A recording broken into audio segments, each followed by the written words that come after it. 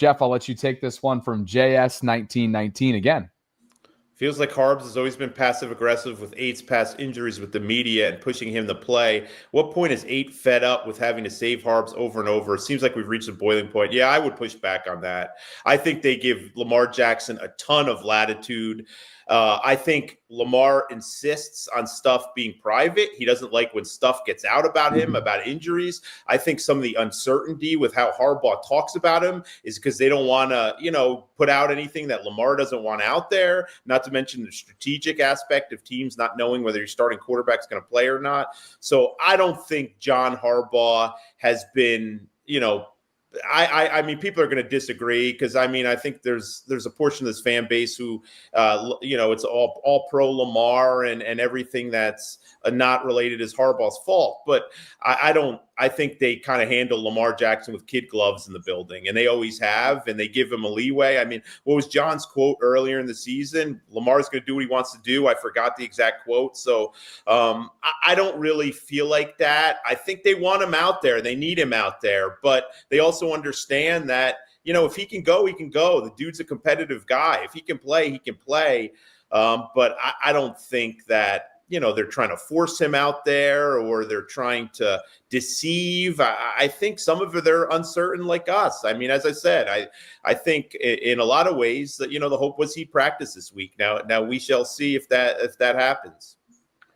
Cole, why don't you finish this up? Another one, JS1919, unloading super chats tonight for you. Last one for the night, but EDC deserves huge blame. Starks will be good, I think, but looking back, I would have preferred would have taken Jahad Campbell or heck even Simmons building from the back. I actually agree with that. We've talked about that quite a bit. I might not have gone Jahad Campbell personally, but I do think that there should have been a bigger investment in the trenches. I think we talked about this. Me and Jay-Z, I think, talked about this last last week with, where they decided to build and how they could have put more capital into the front lines, basically, whether that was on the offensive or defensive side of the ball, specifically on the interior. So I know it's always hard to make, that investment at the guard position, but I mean, look at Seattle's O-line with Gray Zabel. Like they're not looking back being like, oh darn, we only have him for 4 years on a rookie deal. Like who gives a shit? You got a productive player on your offensive line.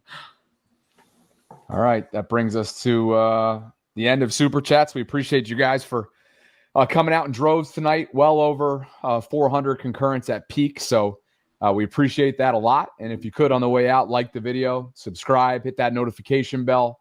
HMA is going to get you up to a $100 match on your first deposit. Terms and conditions do apply. You can see Sleeper's, terms of use for details.